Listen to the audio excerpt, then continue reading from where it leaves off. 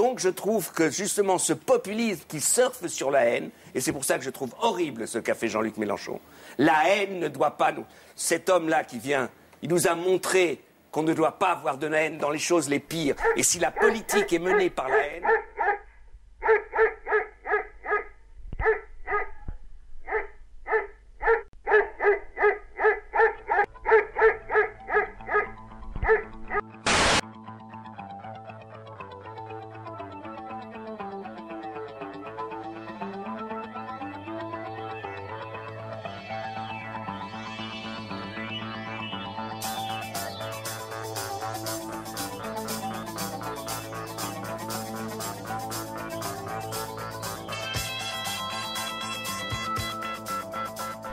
Salut à tous et bienvenue pour ce nouveau numéro des infos dont on parle peu.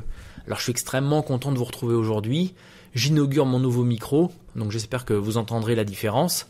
En ce qui concerne Cohn-Bendit, qu'est-ce qu'on peut en dire ? Ma foi, pas grand-chose. Je pense que l'histoire ne retiendra rien de ce triste personnage.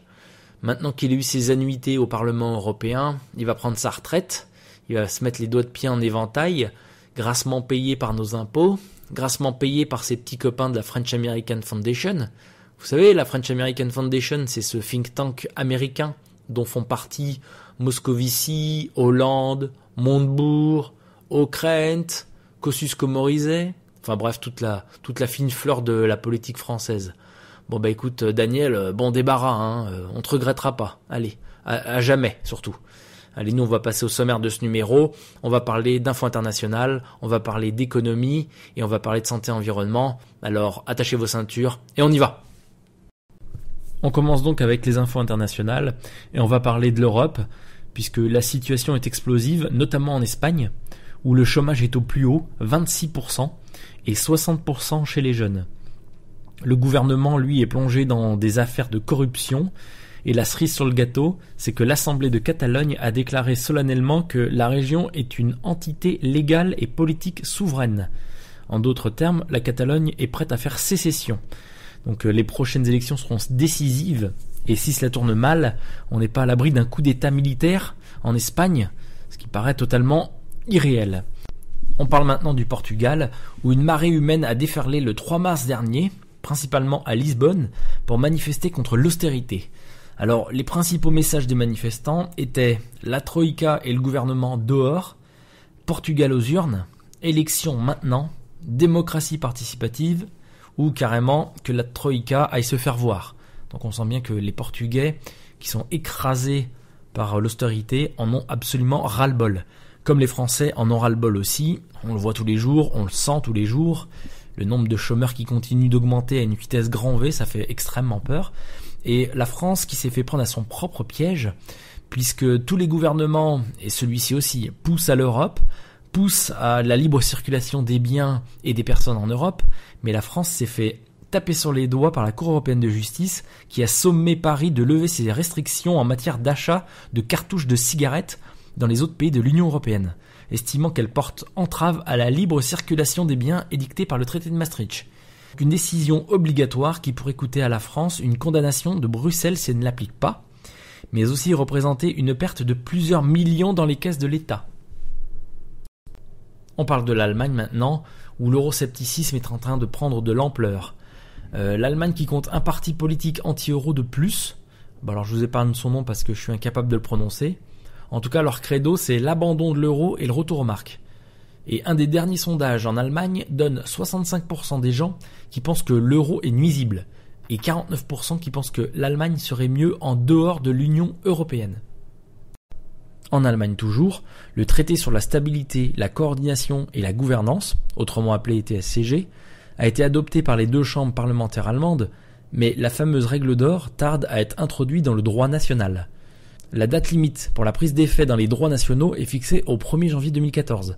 Toutes les explications sur le blog de Magali Pernin contre la Cour. On en termine avec l'Europe en parlant de la multinationale américaine Monsanto qui menace de poursuivre en justice l'EFSA, l'autorité européenne de sécurité des aliments, pour avoir publié les données utilisées pour rendre un avis favorable à l'autorisation de commercialisation de son maïs OGM NK603. On parle de la Syrie maintenant, avec d'un côté les Occidentaux et la France en tête, qui sont décidés à armer les rebelles syriens, et de l'autre, la déclaration du ministre russe des Affaires étrangères, Sergueï Lavrov, qui rappelle qu'armer les rebelles est un total mépris des principes formulés dans le communiqué de Genève adopté fin juin 2012. Et il ajoute « Nous voulons obtenir des informations sur les sources de livraison d'armes à l'opposition syrienne et sur les moyens de surveiller ces sources. » Alors moi je dis, ne cherchez pas monsieur Lavrov, c'est nous qui armons les rebelles extrémistes. On parle de l'Afghanistan maintenant, avec l'OTAN qui tue accidentellement 2 enfants afghans. Alors, des soldats australiens ont tué 2 enfants afghans au cours d'affrontements avec les talibans. Alors, les 2 enfants étaient en train de garder du bétail. Alors c'est pas de quoi en faire tout un plat, hein. De toute façon les médias n'en ont pas parlé. Hein. Qu'est-ce que c'est que 2 victimes supplémentaires après tout? Un rapport de l'ONU paru en avril 2012, donnait déjà 110 enfants tués et 68 blessés lors de bombardements conduits par l'armée afghane et par la force armée de l'OTAN en Afghanistan. Donc bon, 2 de plus, 2 de moins, on s'en fout. Une autre information à propos d'Afghanistan rapporte qu'un groupe de militaires de forces de sécurité afghanes a ouvert le feu sur les soldats américains déployés dans la province de Kapisa. Ah ça par contre, les fumiers de terroristes, dis donc. On va parler de l'Iran maintenant. Et on va parler de l'intervention de Netanyahou lors du rassemblement de l'EPAC. Vous savez, c'est l'American Israel Public Affairs Committee. C'est un groupe de pression US en faveur d'Israël. Donc Netanyahou a déclaré devant 13 000 personnes que la diplomatie russe avec l'Iran a échoué. Alors je cite, « Les sanctions ne suffiront pas à stopper l'Iran. Les sanctions doivent être couplées à une menace militaire claire et crédible si les sanctions échouent. » Ah, sacré Netanyahou, va. Et Obama, qui va bientôt partir en Israël, a estimé à un peu plus d'1 an le délai nécessaire à l'Iran pour se doter de l'arme nucléaire. Ah, attendez, j'ai un intervenant qui voudrait dire un petit mot là-dessus. Écoutons-le. Váyase a lavar ese paltó, señor Obama. Váyase a lavar ese paltó. Ah, merci Hugo, je pense que je l'aurais pas mieux dit.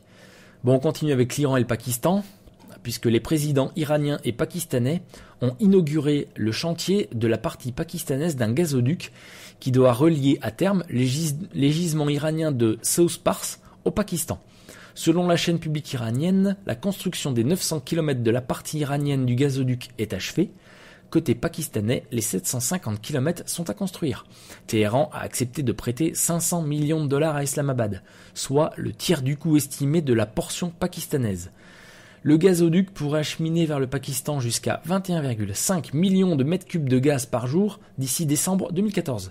Ce projet de 7 milliards de dollars, dont les origines remontent aux années 90, a longtemps été différé, du fait notamment des pressions exercées par les États-Unis sur le Pakistan et sur l'Inde, qui s'est finalement retiré du projet.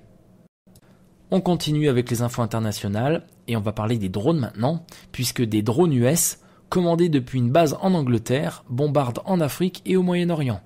Les États-Unis ont mis en place un centre d'opération de drones dans la campagne du Lincolnshire en Angleterre. Ces révélations ont également montré des complicités britanniques dans le programme américain d'assassinat qui fait l'objet d'enquêtes par les Nations Unies. On espère que cette enquête ira jusqu'au bout. On continue à parler des drones, et cette fois-ci une histoire un peu plus marrante on va dire, puisque à New York le 4 mars dernier, un appareil de la compagnie italienne Alitalia est en approche de l'aéroport JFK lorsque le pilote de l'avion appelle la tour de contrôle et déclare, je cite, « Nous venons de voir passer un drone ». Le FBI a lancé cette semaine un appel à témoins, donc si vous voyez un drone dans le ciel, appelez le FBI. On continue en parlant des États-Unis, on va parler de Bush, puisque l'ONU a demandé aux autorités US de déclassifier des documents portant sur des violations des droits de l'homme de la part de la CIA sous le commandement de George W. Bush. Ces documents portent sur la détention et l'interrogation de suspects de terrorisme, notamment dans les fameuses bases secrètes de la CIA. Faut pas rêver non plus, ces investigations ne mèneront nulle part. En tout cas, pas un mot dans les médias français, ça on peut être tranquille. On va parler des Corées maintenant, Corée du Nord et Corée du Sud, puisque ça chauffe entre les deux pays. Alors pendant qu'Israël et les États-Unis montrent du doigt l'Iran et son soi-disant programme nucléaire, la Corée du Nord a directement menacé Washington d'une frappe nucléaire préventive. La Corée du Nord a aussi dénoncé l'armistice avec ses homologues du Sud. Cet armistice était en place depuis 1953. Donc vous imaginez si ça avait été l'Iran qui avait menacé les États-Unis, je pense qu'ils auraient été réduits à l'état de cendres en moins d'1 minute. Donc ça veut bien dire que quand on a la bombe nucléaire, le camp d'en face y réfléchit à 2 fois avant de ramener sa fraise. La Corée du Sud, elle a annoncé de vouloir procéder à 11 jours d'exercice militaire avec les États-Unis. Et la Corée du Nord réplique, elle aussi, avec des exercices militaires et continue de menacer. Alors je sais pas où est-ce que tout cela va nous mener, mais ça sent pas bon du tout. Un petit mot sur le Venezuela, puisque après la mort d'Hugo Chavez, le Conseil électoral national a fixé la date des prochaines élections au 14 avril. 2 candidats se dégagent déjà. Donc d'un côté Nicolás Maduro, qui était vice-président sous Hugo Chavez et qui était désigné par Hugo Chavez comme son successeur, et l'opposant Enrique Capriles. Affaire à suivre de près bien sûr. On attaque maintenant la partie économie et on va commencer avec Areva, qui a créé un business pour répondre aux craintes post-Fukushima des exploitants de centrales nucléaires dans le monde. Areva a créé un PAC portant le nom de Safety Alliance. C'est un catalogue de 35 produits et services adaptés aux exigences des autorités de sûreté nucléaire qui a permis au groupe d'enregistrer des commandes qui se montent à 170 millions en 2 ans. On continue avec Jacques Sapir qui a étudié l'impact d'une sortie de l'euro sur l'économie française. Alors ça, c'est le travail que chaque économiste aurait dû faire avant de passer sur les médias pour nous raconter qu'une sortie de la zone euro serait un désastre. Eh bien, Jacques Sapir, lui, il l'a faite. Alors, dans son étude, il parle de dévaluation, de l'inflation et du taux de change, de l'impact de la dévaluation sur la croissance, du déficit et de la dette publique. Alors, une étude hyper complète que je vous invite à lire. Sa conclusion est, je cite, « Le modèle utilisé ici, qui est pour l'instant plus une maquette qu'un modèle complètement développé, montre que dans le cas d'un éclatement de l'euro, il serait de l'intérêt de la France de dévaluer de manière importante sa monnaie. Les gains en croissance, et donc en emploi, et dans le domaine fiscal, l'emportent de loin sur l'impact inflationniste. Ce dernier important serait par ailleurs limité dans le temps. Une autre chose démontrée ici est que les effets indirects de la dévaluation sont positifs et au moins aussi importants que les effets directs. C'est un point dont il faudra tenir compte à l'avenir. » Voilà pour la conclusion. Alors, est-ce que les François Langlais et compagnie auront au moins lu cette analyse ? J'en suis pas sûr. En tout cas, ne vous laissez plus rouler dans la farine lorsque les pseudo-économistes viendront hurler à la mort lorsqu'on parlera de la sortie de la zone euro. On continue avec une affaire politico-financière belge, puisque la commission des finances de la Chambre belge a rejeté les demandes de l'opposition de mise sur pied d'une commission d'enquête parlementaire sur l'affaire Dexia Belfius. Alors Dexia, c'est cette banque belge qui est en faillite et qui a été rachetée par Belfius. Enfin bon, c'est un truc, ça devient extrêmement compliqué. En tout cas, ça rappelle furieusement l'annulation de la poursuite de Goldman Sachs aux États-Unis l'été dernier. Alors, regardez cet extrait de l'audience des responsables de la régulation des banques aux États-Unis. On comprend mieux pourquoi les banques ne seront pas poursuivies, en tout cas aux États-Unis, mais c'est la même chose en Europe. Regardez. Thank you very much, Mr. Chairman. Thank you, Ranking Member. It's good to be here. And thank you all for appearing. I've sat where you sat. It's harder than it looks, so I appreciate your being here.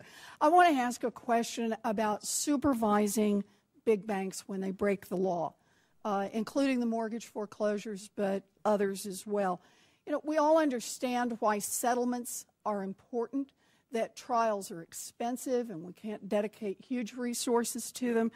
But we also understand that if a party is unwilling to go to trial, either because they're too timid or because they lack resources, that the consequence is they have a lot less leverage in all the settlements that occur.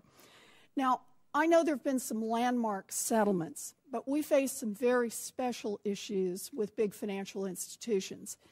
If they can break the law and drag in billions in profits, and then turn around and settle, paying out of those profits, they don't have much incentive to follow the law. It's also the case that every time there's a settlement and not a trial, it means that we didn't have those days and days and days of testimony about what those financial institutions had been up to.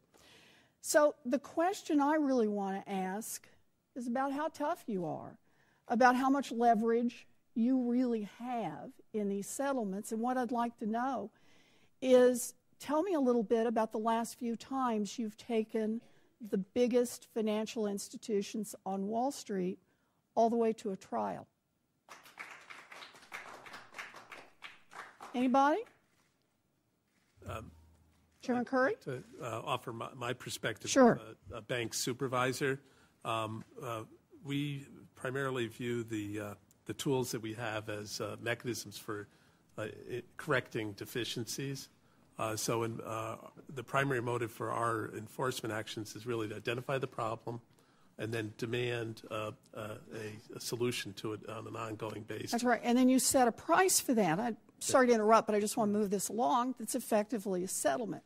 And what I'm asking is, when did you last take, and I know you haven't been there forever, so I'm really asking about the OCC, a large financial institution, a Wall Street bank, to trial? The institutions I supervise, national banks and federal thrifts, we've actually had a fairly fair number of consent orders. We do not have to bring people to in a trial or an Well, I appreciate that you say you don't have to bring them to trial. My question is, when did you bring them to trial?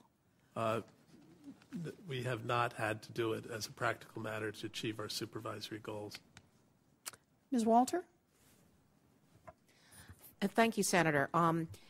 As you know, among our remedies are penalties, but the penalties we can get are limited, and we actually have asked for additional authority, my predecessor did, to raise penalties. When we look at these issues, and we truly believe that we have a very vigorous enforcement program, we look at the distinction between what we could get if we go to trial and what we could get if we don't. I appreciate that. That's what everybody does. And so the question I'm really asking is, can you identify when you last took the Wall Street banks to trial? I will have to get back to you with the specific information, but we do litigate, and we do have settlements that are either rejected by the Commission or not put forward for approval. We've got multiple people here. Anyone else want to tell me about the last time you took a Wall Street bank to trial? You know, I just want to note on this, there are district attorneys and U.S. attorneys who are out there every day squeezing ordinary citizens on sometimes very thin grounds and taking them to trial in order to make an example, as they put it. I'm really concerned that too big to fail has become too big for trial. That just seems wrong to me.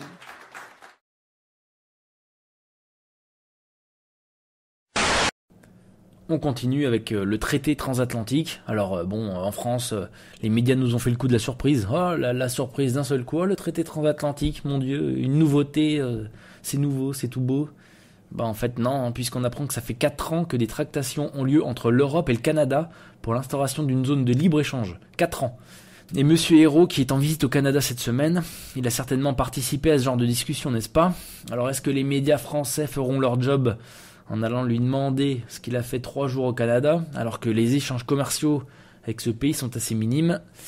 Bon, je pense que je suis assez pessimiste sur le sujet.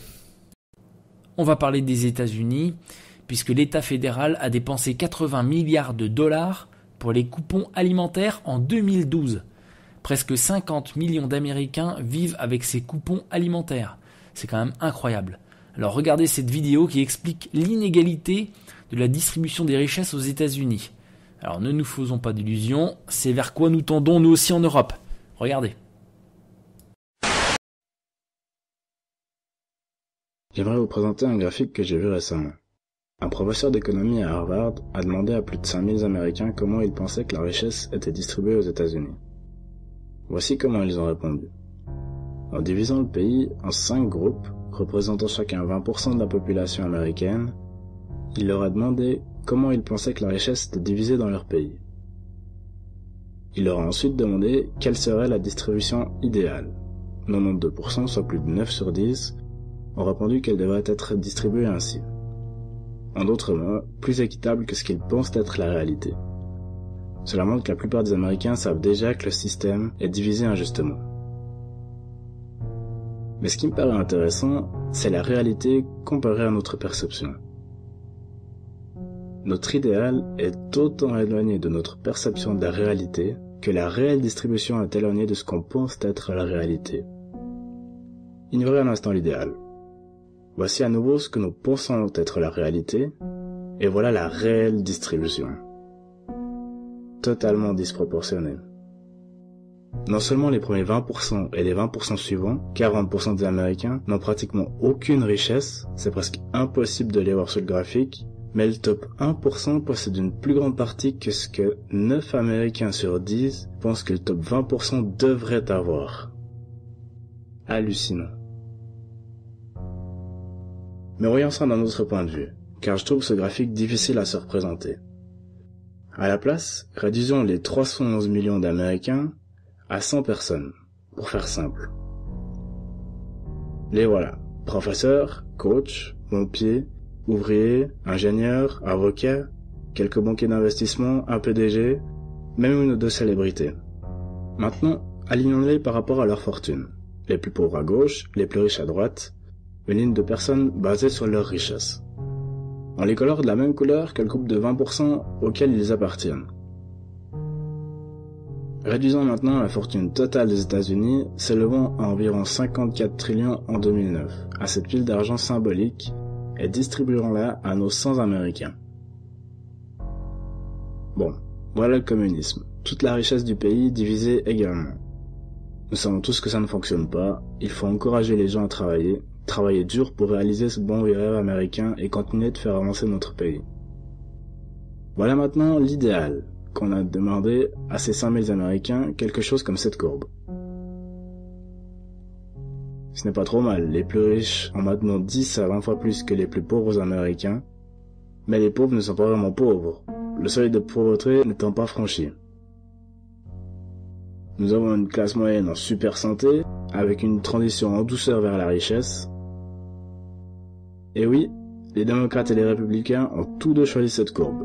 9 personnes sur 10, 92%, ont dit que c'était une bonne distribution idéale de la richesse américaine. Mais avançons. Voici comment les gens pensent que la richesse aux États-Unis est distribuée. Clairement pas autant équitable. Mais pour moi, ceci semble plutôt pas mal. Oui, les 20 à 30% plus pauvres commencent à souffrir un peu comparé à la courbe idéale. Et la classe moyenne est certainement moins aisée qu'avant. Alors que les riches font environ 100 fois plus que les Américains les plus pauvres, et environ 10 fois plus que la classe moyenne. Malheureusement, ça ne s'approche même pas de la réalité. Voici la réelle distribution de richesse aux États-Unis. Les Américains les plus pauvres n'apparaissent même pas, et on distingue à peine la classe moyenne des pauvres. Même les riches, entre 80 et 90%, sont moins bien lotis. En fait, seuls les 10% les plus riches s'en sortent mieux. Et à quel point? Tellement plus riches que le top 2 à 5% est hors du graphique. Et le top 1%? Ce type a une pile d'argent 10 fois plus grande que ce qu'on peut afficher sur le graphique. Voilà sa pile d'argent une fois réempilée. C'est le top 1% dont on a tant entendu parler.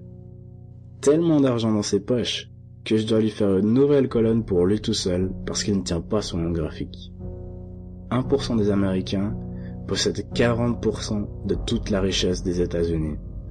Les 80% les plus pauvres, 8 personnes sur 10 ou 8 ans de bonhomme ici, ont seulement 7% à se partager et ceci n'a cessé de s'empirer au cours de ces dernières années. Alors que les 1% plus riches emportent presque un quart du revenu national aujourd'hui, ils ne gagnaient que 9% en 1976. Leur part du revenu a pratiquement triplé ces 30 dernières années. Le top 1% possède la moitié des actions, obligations et fonds de placement, alors que les 50% les plus pauvres ne possèdent que 0,5% de ces investissements. Ce qui veut dire qu'ils n'investissent pas, ils vivotent seulement. Je suis sûr que ces gens fortunés ont travaillé très dur pour gagner leur argent. Mais pensez-vous vraiment qu'un PDG travaille 380 fois plus que son employé moyen? Son employé moyen, pas l'employé le moins payé de l'entreprise. L'employé moyen doit travailler plus d'1 mois pour gagner ce que le PDG gagne en 1 heure. Il ne faut certainement pas aller jusqu'au communisme pour trouver quelque chose de juste pour les gens qui travaillent dur. On n'a même pas besoin d'arriver à ce que la plupart considèrent comme idéal. Il faut juste que nous nous réveillons et que nous réalisions que la réalité n'est pas du tout comme nous le pensons.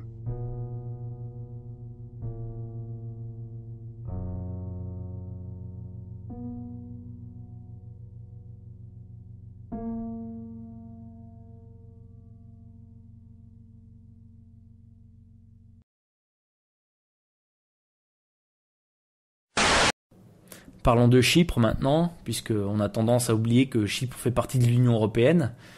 Et les responsables de la zone euro souhaitent que Chypre relève son impôt sur les sociétés, instaure une taxe sur les plus-values et une autre sur les transactions financières en échange d'un renflouement à hauteur de 17 milliards d'euros. Enfin, renflouement, on s'entend, c'est un prêt. Il faudra le rembourser le prêt, les amis. Donc Chypre, comme la Grèce, comme le Portugal, comme l'Italie, comme l'Espagne, est prise dans l'engrenage infernal du surendettement. J'aurais pu rajouter la France dans la liste des pays surendettés. Bon, et puis il y a aussi des ménages qui sont surendettés. Et là, on apprend que l'abonnement de 230 000 foyers à l'électricité ou au gaz a été résilié en 2012 à l'initiative des fournisseurs d'énergie en raison d'impayés. Ces résiliations sont en hausse de plus de 20% et concernent l'électricité et certains ménages endettés peinent à retrouver un accès à l'énergie. Près de 8 millions de personnes sont aujourd'hui touchées par la précarité énergétique en France et consacrent plus de 10% de leurs revenus à leur facture d'énergie. Pour terminer avec le chapitre économie, on va parler des retraites en Allemagne et des retraites en Europe en général.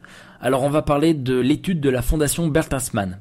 Ah oui, je sais, la fondation Bertelsmann, ça fait très théorie du complot. Donc les gens comme Caroline Fourest, là, vous pouvez éteindre et puis retourner sur France 5 pour faire un bon reportage. Donc la fondation Bertelsmann, dans son étude, elle estime que le système de retraite par répartition allemand sera dans une situation désespérée d'ici 2060. Cette étude relance donc l'idée de la retraite à 69 ans outre-Rhin. Alors bon, ça suit simplement les recommandations faites par l'Europe via le livre blanc sur les retraites qui s'intitule « Une stratégie pour les retraites adéquates, sûres et viables » que je vous mets en lien. Cette étude est sortie il y a 1 an à peu près. Et donc, je vous lis les quelques points qu'il y a dans ce bouquin. Alors, accroître le taux d'activité des femmes et des travailleurs âgés. Adapter l'âge de la retraite pour tenir compte de l'augmentation de l'espérance de vie. Limiter l'accès au régime de retraite anticipé et autres possibilités de sortie prématurée du marché du travail. Favoriser l'allongement de la vie professionnelle. Égaliser l'âge ouvrant droit aux prestations de retraite pour les hommes et les femmes. Et enfin, encourager le développement de l'épargne retraite complémentaire afin d'accroître les revenus des retraités. Ouais, enfin ça c'est un mensonge, c'est plutôt encourager vers la privatisation des retraites. Ce qui est assez logique, vu la mise en place du traité transatlantique, il faut bien qu'on aligne le système des retraites des Européens sur le système des retraites des Américains. On attaque le chapitre santé-environnement. On va d'abord parler des traces de tritium, un isotope radioactif de l'hydrogène utilisé dans l'industrie nucléaire, qui a été détecté dans la nature près de la centrale de Penly en Haute-Normandie. Alors le directeur de la division de Caen de l'autorité de sûreté nucléaire pointe des défauts d'étanchéité relevés sur certains puisards qui ont provoqué des fuites d'eau radioactives. Du côté d'EDF, on a choisi purement et simplement d'ignorer cet incident. Alors puisqu'on parle du nucléaire, on va parler un petit peu du Japon et on va parler d'abord des effets du tsunami de 2011 puisque ces effets se font toujours sentir dans le Pacifique puisqu'une très grande quantité de déchets, alors des parties d'immeubles, des voitures, des bateaux, des mobiliers urbains, des matériels de pêche, etc. continuent de dériver dans l'océan Pacifique et viennent s'échouer sur les côtes canadiennes et ouest-américaines. Sur Fukushima, à noter qu'un film va sortir, à propos de la catastrophe bien sûr, et ce film ça va s'appeler Au-delà des nuages. Alors vous pouvez en voir un extrait, je vous donne le lien. Je ne sais pas si ça sortira dans les salles, mais en tout cas ça m'a l'air relativement intéressant et ça traite des gens qui sont restés habités proches de la centrale malgré tout, pour voir un petit peu comment ils vivent aujourd'hui et quel est leur état d'esprit. Un tout autre sujet maintenant, puisqu'une étude menée sur 386 Espagnols révèle que ceux qui contiennent dans leur graisse les taux les plus élevés de certains pesticides organochlorés, ou des PCB, ont 4 fois plus de risques de développer un diabète de type 2. Une fois dans l'organisme, un certain nombre de substances chimiques perturbent les systèmes endocriniens des individus, et notamment la voie de signalisation des œstrogènes. Les auteurs de ce travail, publié dans Environmental Research, ont tenté d'estimer l'impact de 3 pesticides argonochlorés et de 3 membres de la famille des PCB sur le développement de diabète de type 2. Et pour terminer, on va parler de la malbouffe encore, mais un autre sujet que la viande de cheval, puisque si on en croit une étude parue dans la revue BMC Medicine, le gros consommateur de viande et charcuterie industrielle aurait 44% de risque de plus que les autres de mourir prématurément. La consommation de saucisses, jambon, bacon, hamburgers et autres boulettes augmenterait le risque de mourir d'une maladie cardiovasculaire de 72% et de développer un cancer de 11%.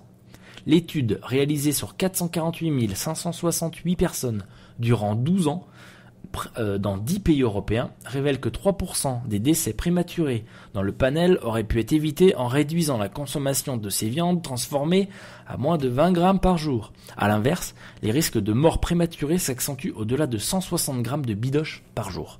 Donc si je peux me permettre un petit conseil, achetez moins de viande en supermarché, achetez moins de viande tout court, mais consommez du bon et en boucherie. Voilà, c'est terminé pour cette semaine. On va se retrouver la semaine prochaine.